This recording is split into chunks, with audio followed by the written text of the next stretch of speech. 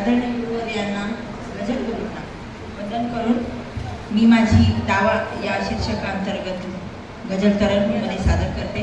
कंटाळू नका, गजल छोटीशीच असते. घातला दावाच तू या काळजावर, घातला दावाच तू या काळजावर, मग कसा खटला भर